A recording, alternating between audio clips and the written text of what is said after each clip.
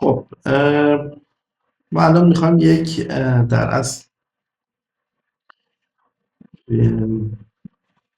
آرتیکل رو بسازیم برای بلاگ پراپرتی زوم. برای این کار یک عکس میخوایم که از گوگل مپس میگیریمش. به علاوه اینی که یک چیز میخوایم، یک نوشته در از میخوایم. خب اینجا فعلا داریم تو گوگل مپس. من الان میخوام محله پرسویچ رو شروع کنم که این رو بلاگش رو بسازم. اینجا اگه بریم توی گوگل مپس من میزنم پرسویچ که احتمالا خودش ساجستشن میده پرسویچ منچستر.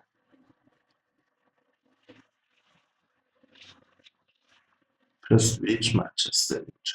خب اینا که انتخاب کنیم اون محوطه پرسویچ رو برای ما سلکت میکنه توی مپ. من یه ذره سرعت کامپیوترم پایینه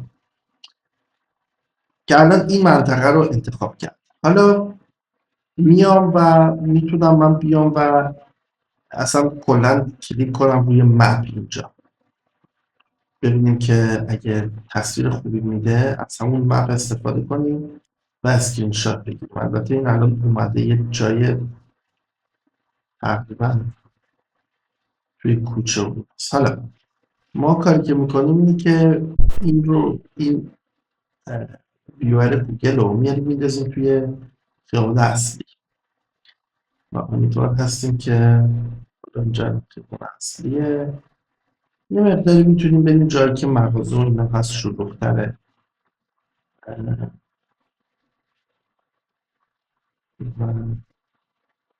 مثلا جایی که یه مقدار مرکز خرید و اینا هستن. اگرم نه که زیاد مهم نیست همین فعلا. مثلا اینجا من بیشتر به مرکز خریدا نزدیکم. میتونستم اصلا بزنم سنتر آف پرسویچ. اینجا ببینید که یه اسکرین شات من میخوام بگیرم. در اصل روی پرینت اسکرین میزنم الان و یه عکسی برمی‌دارم.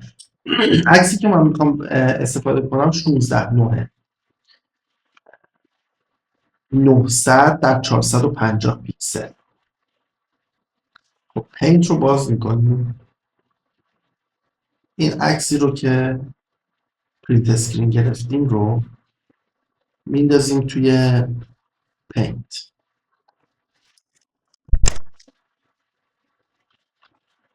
و یک منطقه 900 در 450 رو ازش ما میخوایم برداریم. حالا من این مربع رو اینجوری میکشم که این پایین میبینید شما. اینجا بتونیم یه منطقه 900 در 450 رو انتخاب کنیم.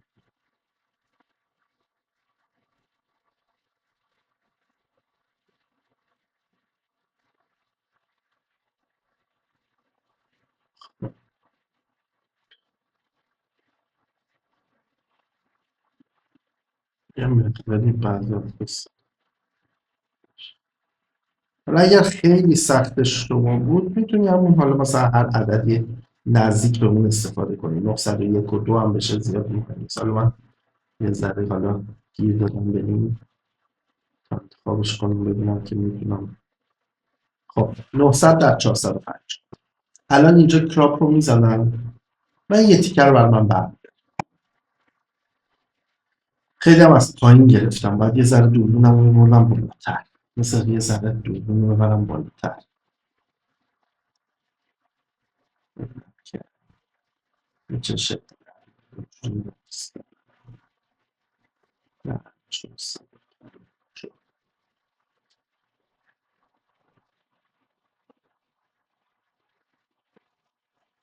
خب این بهتر. حالا این رو سیوش میکنم. میتونم فولدر بسازم یا فعلا توی دسکتاپ میندازم. من اینو حتما باید پسوند جی پگ باشه.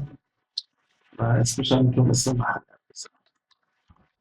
سایز هم شد 900 در 450. سیوش میکنیم جی پی. حالا ما میخوایم که بلاگ رو بنویسیم. یک خواستمون رو تایپ کردیم با چت جی پی تی و اون رو کپی پیست میکنیم. حالا من الان اینو اینجا میتونم بیام و اون نوشته رو در اصل اینجا کپی پیستش کنم.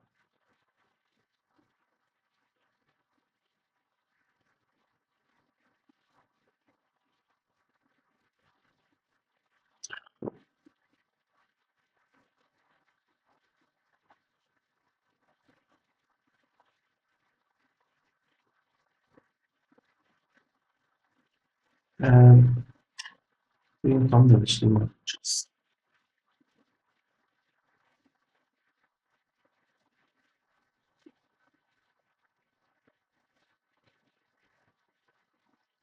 خب اومدیم نوشتیم که گفتیم یه دونه آرتیکل اسیو فرندلی برامون بنویس راجع به پرسویچ.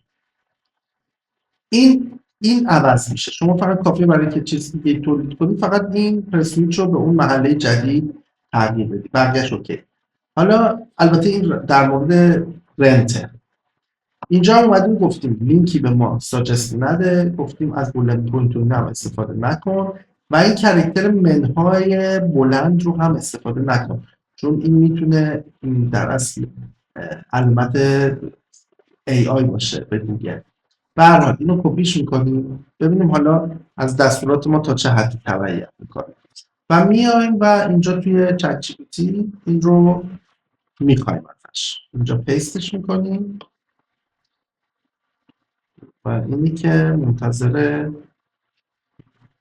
جوابش میمونیم.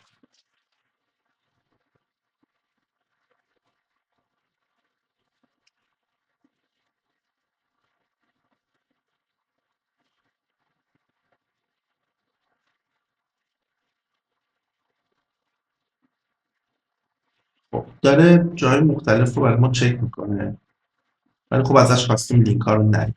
حالا ببینیم که چطور. نه ولی لینک ها رو آورد. میبینید اینجا. خب اب نداره. حالا بهش میگیم که ریموو کنیم.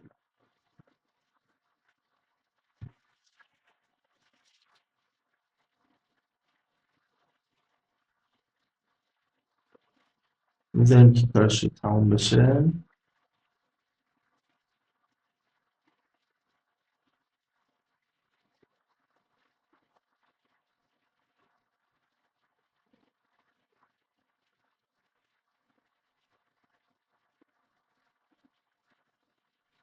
خب اینجا میگیم remove all link URLs.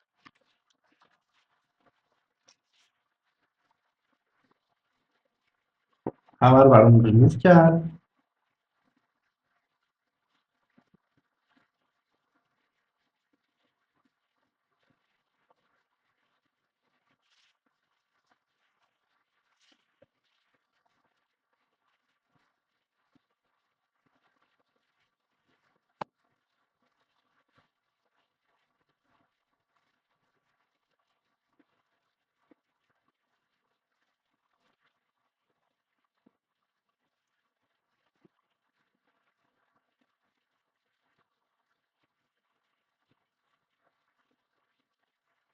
خب تا اینجا این چیزی که ما ازش خواستیم و جنریت کرد. حالا این رو ما میایم کپی میکنیم، نوتپد رو باز میکنیم به خاطر که نوتپد هر گونه المانی رو به غیر از تکست ریموو میکنه. میاریم میندازیم اینجا تکستمون رو و دوباره کنترل A میزنیم، کنترل C رو میزنیم و اینی که حالا میبریمش کجا.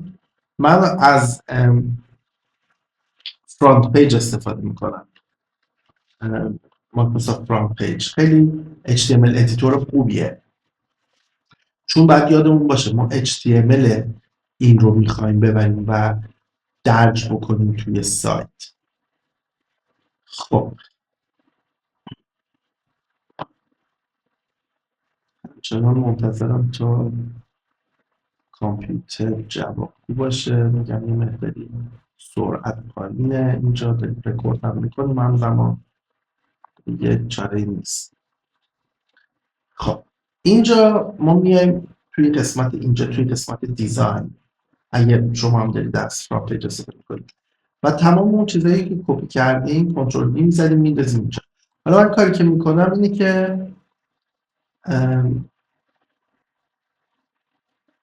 اینها رو میام سلکت میکنم و کنترل بی رو میزنم. اون نکاتی رو که خودم اومدم گفتم اونا رو چیزشون میکنم،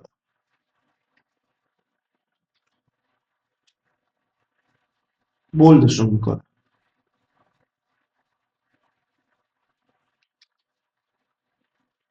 و باید 12 تا باشم.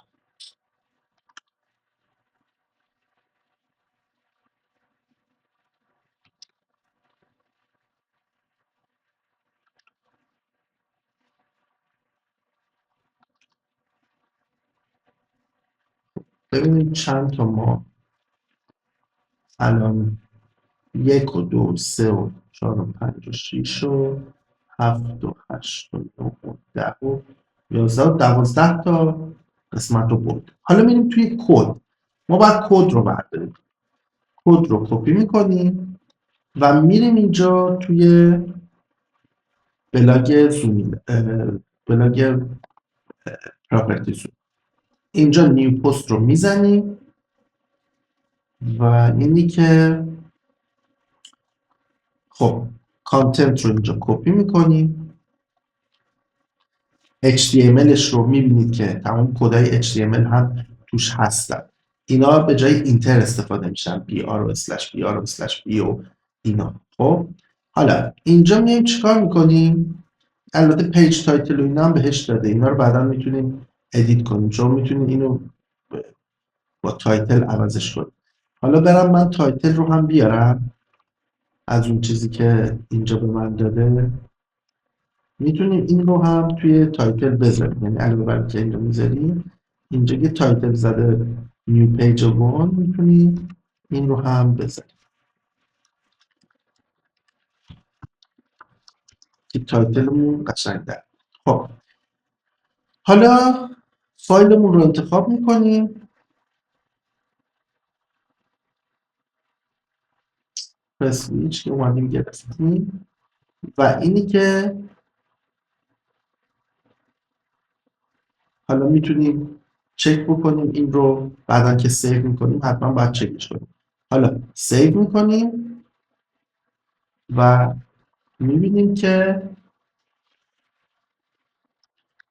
بلاگ ما به احتمال خیلی زیاد اضافه شده، آخرین بلاگی که اضافه شده.